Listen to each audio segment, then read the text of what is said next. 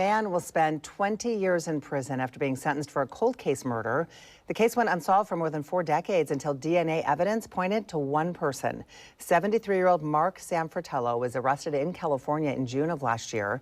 The Oregon Department of Justice says he pleaded guilty in a deal for killing Teresa Peroni, who was 27 at the time. She disappeared after she was seen walking into the woods with Sanfratello in Josephine County in July of 1983. Investigators say the disappearance was suspicious, but there just wasn't enough evidence to charge him with anything at the time.